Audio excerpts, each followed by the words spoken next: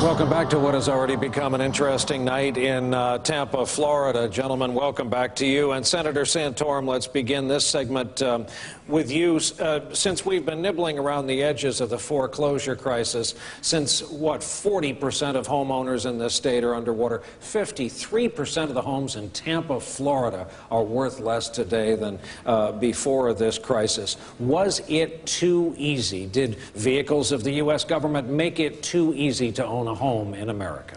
Well, the answer, unfortunately, is yes to that. And there were several of us in the United States Senate back in 2005 and 2006 who saw this on the horizon, who saw the problem with Freddie and Fannie, and tried to move forth with the bill. I was on the banking committee.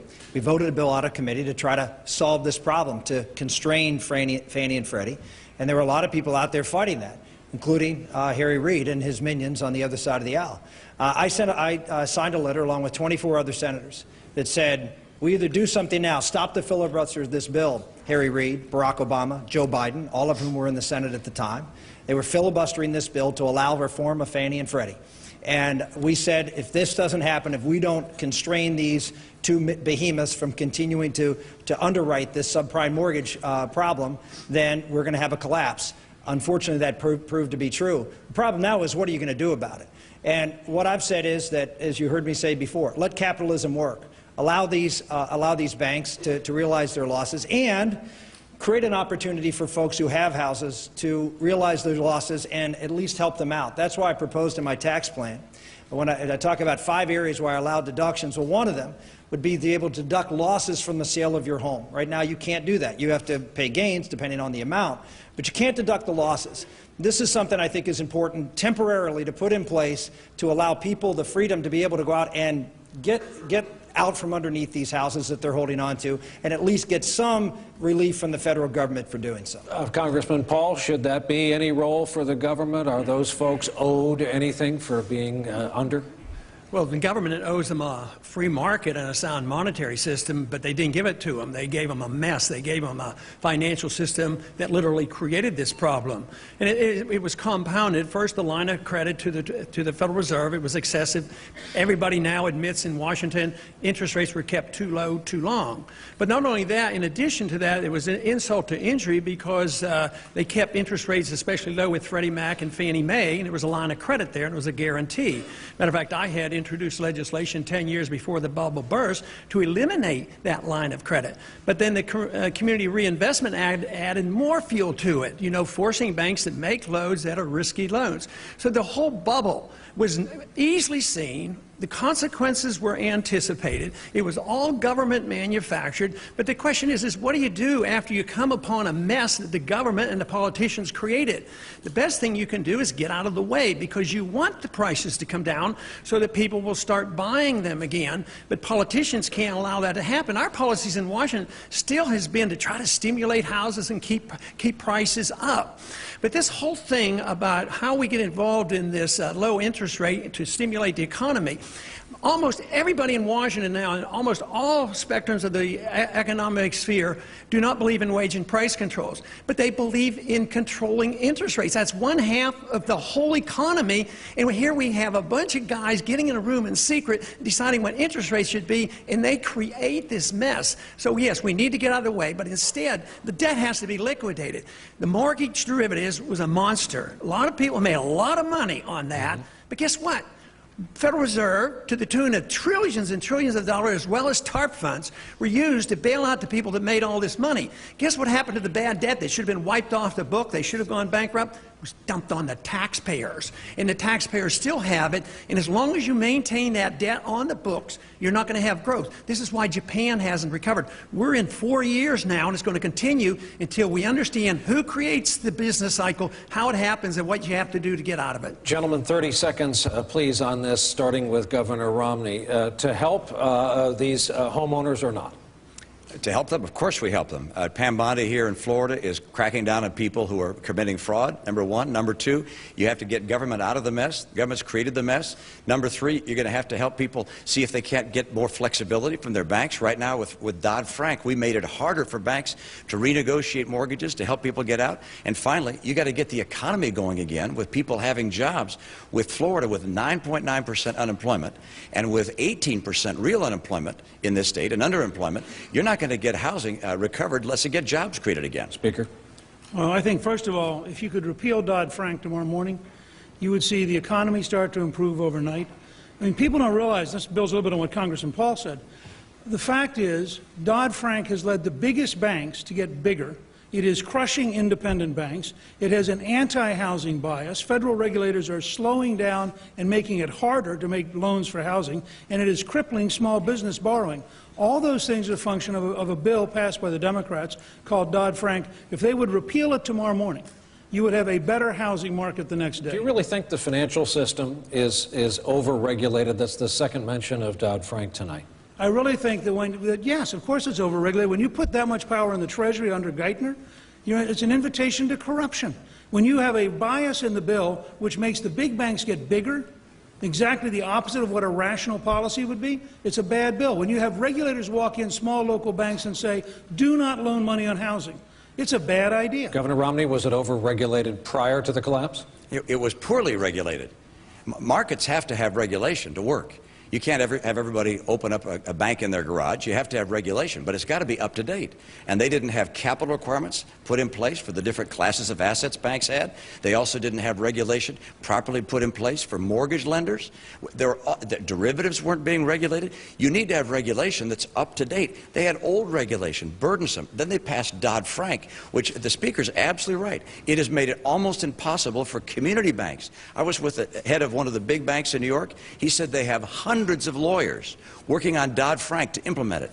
Community banks don't have hundreds of lawyers. It's just killing the residential home market, and it's got to be replaced. Governor Romney, let me ask you this. There was a lot of talk in the last presidential campaign about that 3 a.m. phone call. Let's say President Romney gets that phone call, and it is to say that Fidel Castro has died.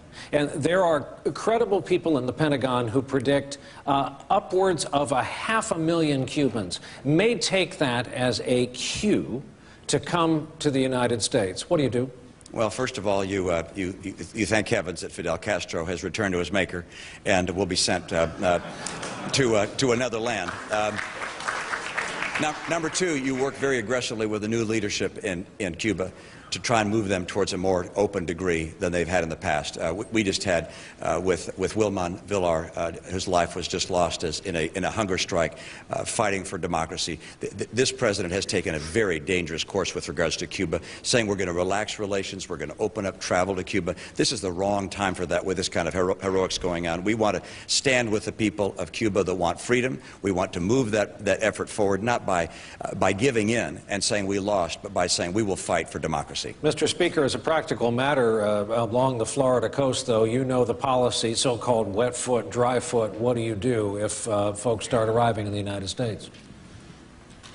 Well, Brian, first of all, I guess the only thing I would suggest is I don't think that Fidel's going to meet his maker. I think he's going to go the other place. Second, I would suggest to you, the policy of the United States should be aggressively to overthrow the regime and to do everything we can to support those Cubans who want freedom. You know, Obama is very infatuated with an Arab Spring. He doesn't seem to be able to look 90 miles south of the United States to have a Cuban Spring.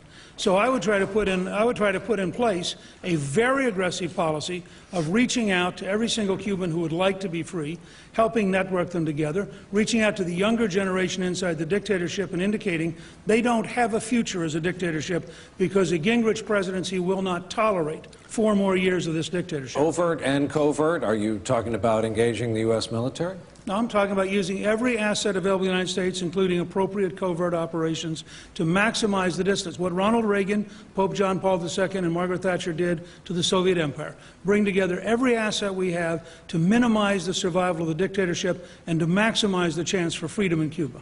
Congressman? I have a little bit of work to do yet on him on foreign policy.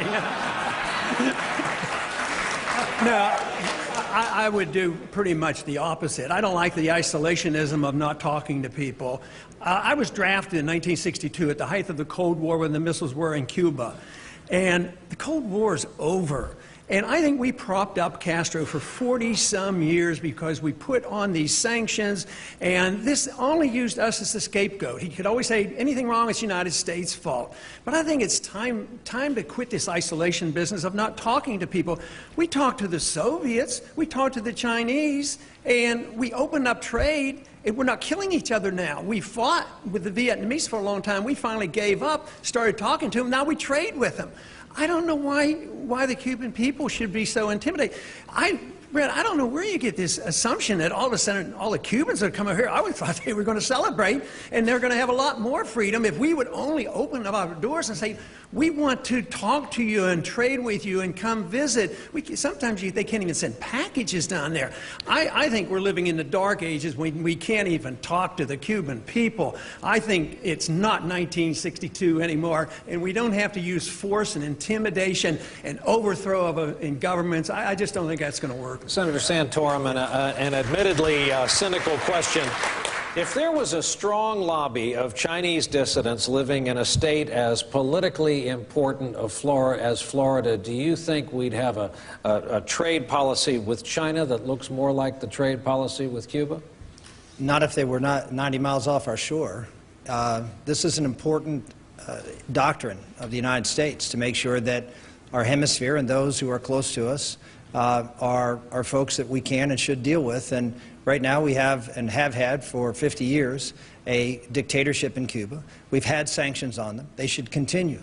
They should continue until the Castros are dead, and then we should make it very clear that if you want mountains of aid, if you want normal relationships, if you want to improve your economy, if you want to have the opportunity for freedom, that the United States stands ready now to embrace you, now that you've gotten rid of these tyrants who have controlled you for these 50-plus years. That's why the sanctions have to stay in place, because we need to have a very solid offer to come forward and help the Cuban people. And you're right, Ron, it's not 1962. They're now, with the Cubans and the Venezuelans, the Nicaraguans, there is a growing network of folks now working with the jihadists, the Iranians, who are very, very excited about the opportunity to having platforms 90 miles off our coast, just like the Soviets were. Very anxious to have platforms 90 miles off our coast, or in Venezuela, or in Nicaragua, and other places that could come across the southern border.